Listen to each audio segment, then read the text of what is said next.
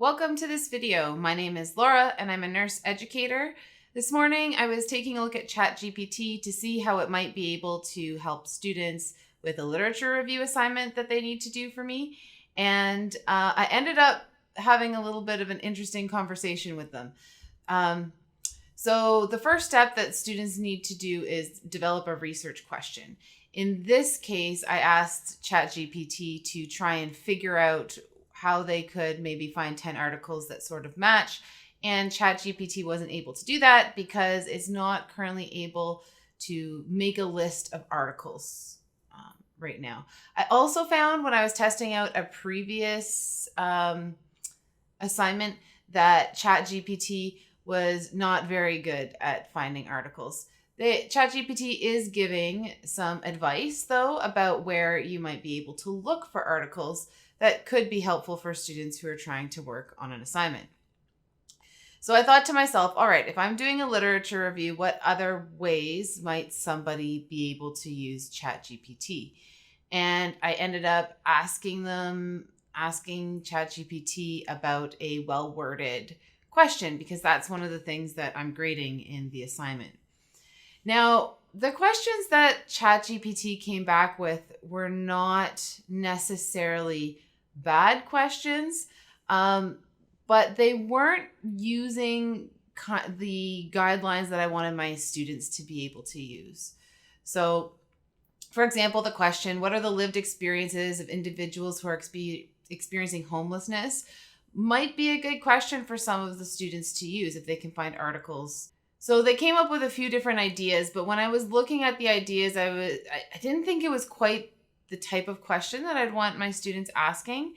And I decided to ask ChatGPT to make questions using a specific format.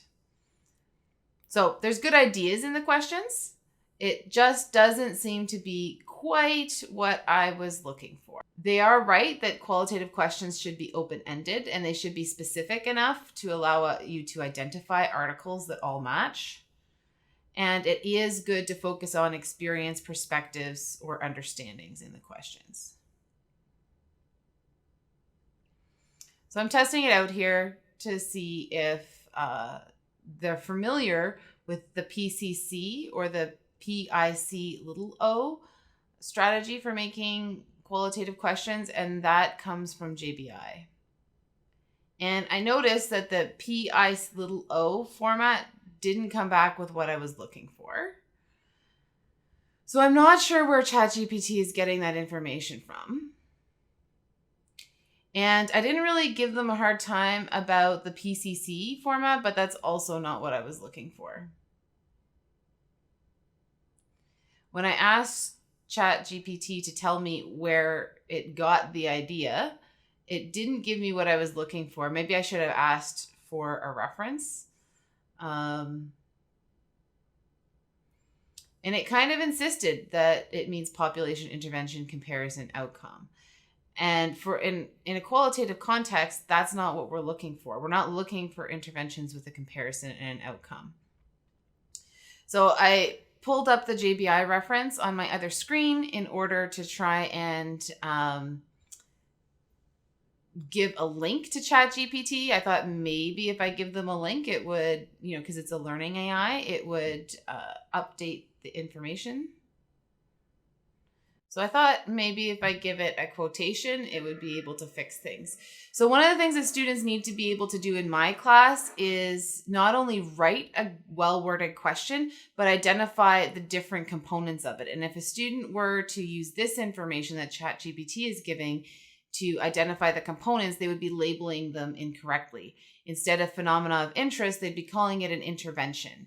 And that's not the way that I want them doing it in my class. And it's not fixing that. So in the end, ChatGPT gives some useful information and some good starting points.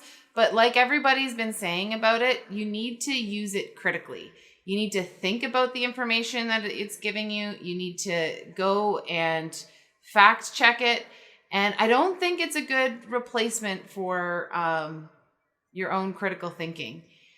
It might be good to give you some ideas where to look sometimes, but I would say definitely be very careful about how you use ChatGPT for a literature review, especially since a lot of teachers probably have different expectations for their literature reviews, and ChatGPT might just lead you astray. Please comment below and let me know if there's anything you'd like me to take a look at in more depth with ChatGPT.